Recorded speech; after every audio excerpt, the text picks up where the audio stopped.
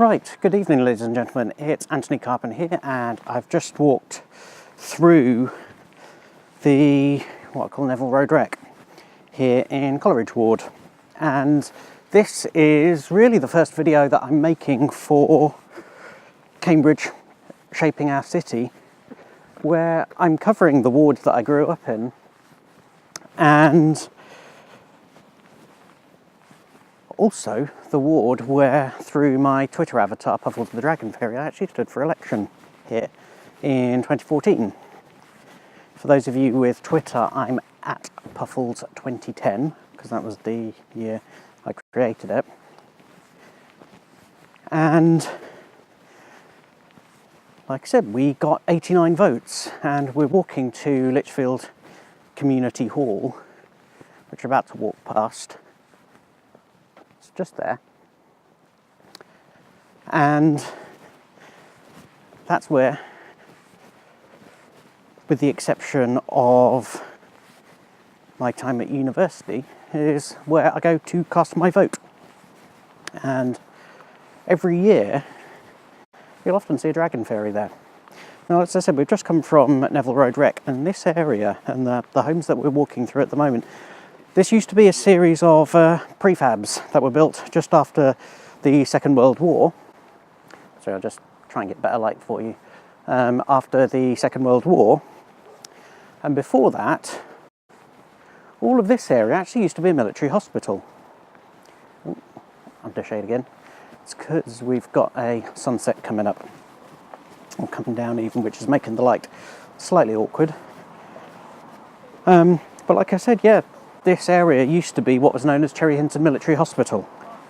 And in the run-up to the First World War, there were, obviously, with the casualty rate, actually during the First World War going through the roof, they built the first Eastern Hospital out where the current Cambridge University Library is.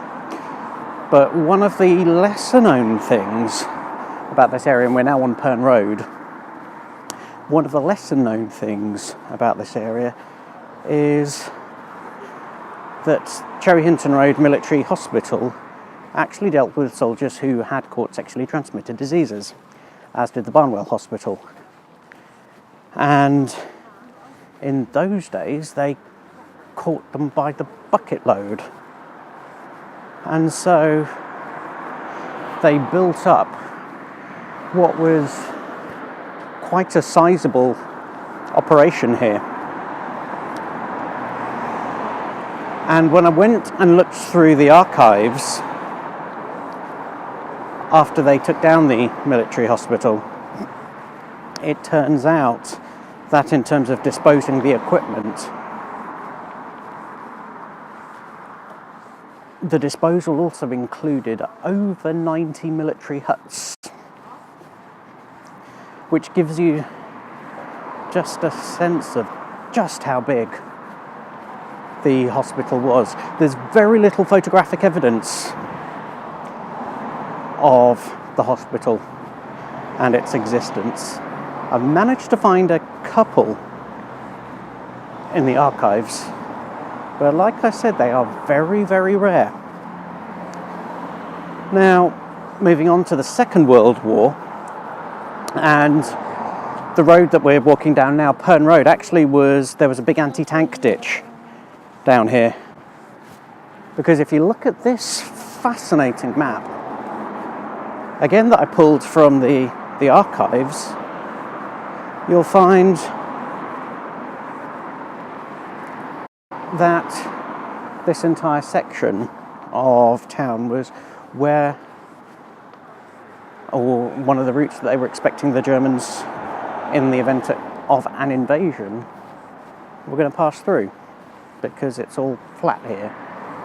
And then at the top of Cherry Hinton Road, Hills Road Junction, they had some roadblocks.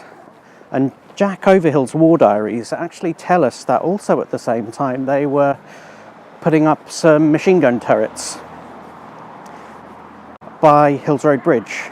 And this was in particular when they were expecting some really big air raids similar to or really as part of the Baedeker raids that hit some of the ancient medieval towns, kind of in a revenge attack.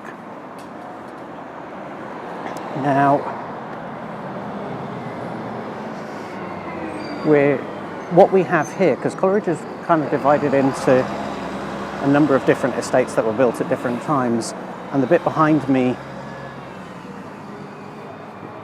there